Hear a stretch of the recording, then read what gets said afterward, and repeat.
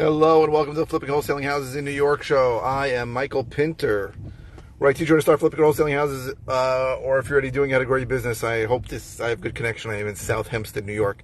So people keep asking me, they want market updates. I feel like things are changing weekly. I don't know that, right? Again, I'm going to give you my update. All I can give you is what I'm seeing, and I see a tiny slice of the market, right? What I'm seeing is that in Long Island, prices on almost everything are still pretty strong, right? Maybe the upper levels, like over 900,000, they're getting cut back a little, over $1 million. But clearly less buyers than before. You have to plan on waiting a month or two to find a buyer sometimes. Sometimes you find a buyer right away, sometimes you don't. Not a panic situation for wholesaling for cash buyers. A lot of them were spooked. July, August, a lot of them have come back.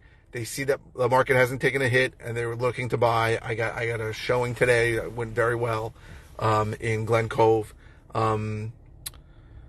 but I'm still figuring in 5 to 10% down on my ARVs when I make an offer. That's my after repaired values, and I think if you have properties that are inexpensive, they will go. If you have good deals, they will go.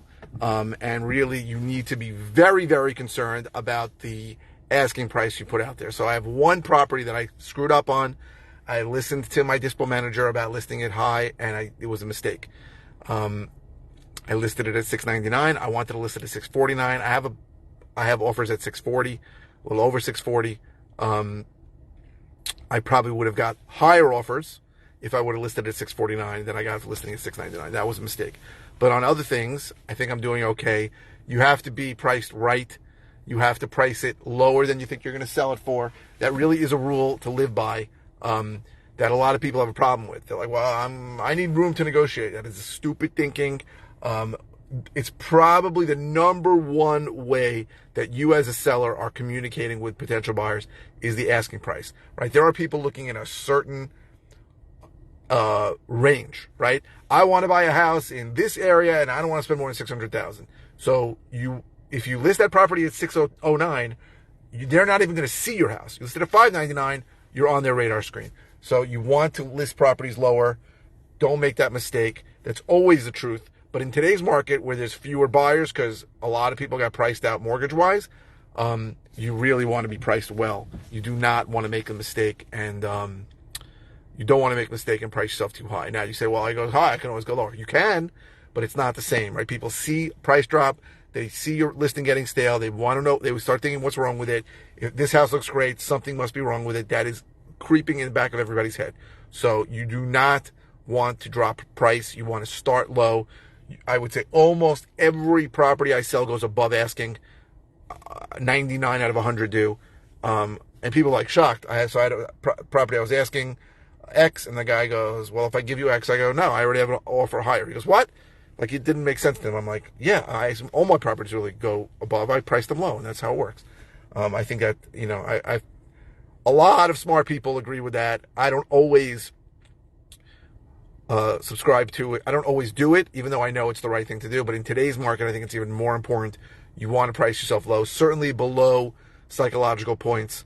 So, under 600,000, under 500,000, under 400,000, whatever it is, you want to price it below that. That will let you see that will let more buyers see your property. So that's what I'm seeing in the market. I'm seeing the pricing is still pretty strong, but there are less buyers, and you need to be careful. But the bottom hasn't dropped out yet, but I think we're on a downward trend now for a while. Might be 2 years, might not be a lot. We might drop 10%, 20%, but there are down markets, and that's finally what we're in. It took 14 years to get into it, right? 2008, I think, was the bottom. We've been up since 2008 till 2022, but we're going to look at historically back on June and July of 2022 as the peak. That was the peak, and then we're going to go down now, and we may have a higher peak, and we'll go up at some point, but that's just the way it is. If you're not seeing that, then it's different. It's different everywhere, right?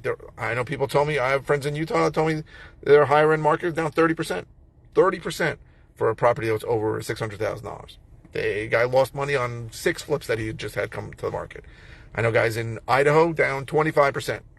We haven't seen that yet, but who the hell knows what we're going to see? I don't know.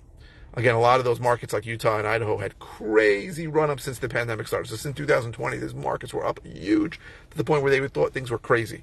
So those are the markets that are obviously going to take the first beating. We didn't see crazy run-ups. We saw slight increase since the pandemic started, but not a lot. So who knows? I don't know where the market's going to go. I really don't know. We could be headed for a recession. I don't know that either. Anybody tells you they know is full of crap. But I would say that you need to be wary of where you price properties.